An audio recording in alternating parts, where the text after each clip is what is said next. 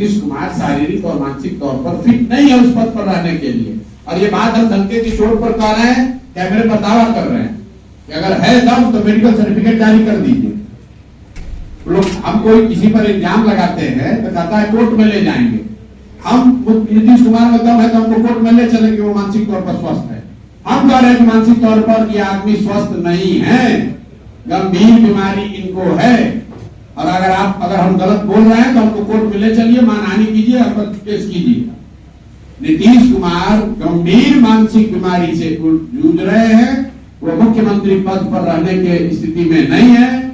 जिस व्यक्ति को प्रधानमंत्री का नाम भूल जा रहा है, जो व्यक्ति, उसको आप समझ रहे हैं कि बिहार की समस्याओं को निपटाएगा।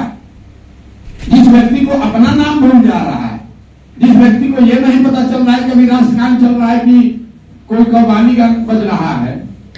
आप बताइए, किसी सामान्य परिवार का लड़का, अगर आपका बच्चा टीचर होता है, उसकी फिजिकल फिटनेस जांच होती है, उसका मेडिकल होता है, बिना मेडिकल के, बिना फिजिकल के टेस्ट के आपको नौकरी मिल सकती है।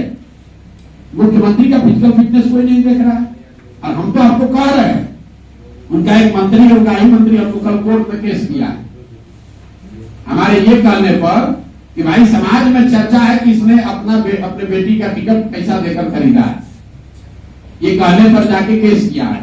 तो भाई मुख्यमंत्री को सीधे कह रहे हैं कि आप मानसिक तौर पर बीमार हैं, स्वस्थ नहीं है, और अगर हमारी बात गलत है तो हम पर केस कीजिए, हम पर मानहानि कीजिए, हमको कोर्ट में ले जाइए, जेल में ले जाइए, दिखाइए मेडिकल अपना जांच दिखाइए कि आपको मानसिक रोग है कि नहीं है, मानसिक तौर पर आप अस्वस्थ है कि नहीं है, दिखाइए। अगर नहीं है तो कल आप हम पर केस कीजिए। इसमें डरने की क्या बात है? सत्य बात है, इसमें झूठ बोलने की क्या बात है? भाई हमको कोई डर नहीं है। उनको कह रहे हैं कि मानसिक तौर पर नीतीश कुमार स्वस्थ नहीं है, उनको स्वेच्छा से पद छोड़ देना चाहिए, इलाज कराना चाहिए। और भाजपाइयों को एक मानसिक तौर पर अस्वस्थ व्यक्ति को बिहार के 13 करोड़ लोगों पर थोपना नहीं चाहिए। 12, 14, 15 सांसदों के लालच में, समर्थन के लालच में इन्होंने बिहार पर एक ऐसे व्यक्ति को मुखिया बनाकर थोपा हुआ है जो मानसिक शारीरिक तौर पर उस पद की गरिमा और उस पद के कर्तव्यों को निभाने में सक्षम नहीं है। आप दुनिया भर के अर्थशास्त्रियों को, समाजविदों को पढ़िए, देखिए, समझिए।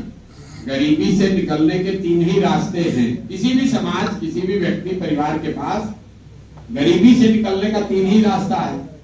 पहला रास्ता है पढ़ाई। या तो आप पढ़ लिख कर नौकरी रोजी रोजगार कर लीजिए तो आपकी गरीबी खत्म हो सकती है। दूसरा रास्ता है जमीन। अगर आपके पढ़े लिखे नहीं है, आपके पास खेती योग्य बढ़िया जमीन हो तो आप खेती, कृषि के कार्य को करके भी आगे बढ़ सकते हैं। और तीसरा रास्ता है पूंजी, पैसा, जिसके जरिए आप छोटा मोटा रोजी रोजगार, दुकान, व्यापार कर सकते हैं। चौथा रास्ता तो कोई है नहीं। तो जो जादू की आप बात कर रहे हैं, तो गांव देहात में वही जादू हम लोगों को दिखा रहे हैं। ये 3 ही रास्ता है गरीबी से निकलने के लिए। स्वास्थ्य मंत्री है और इतना बड़बोला है कि कह रहा है कि अभी बिहार में मंगल काल चल रहा है। आप बताइए कि भैया, अगर बिहार में मंगल काल चल रहा है तो इससे बड़ा अमंगल का काल क्या होगा?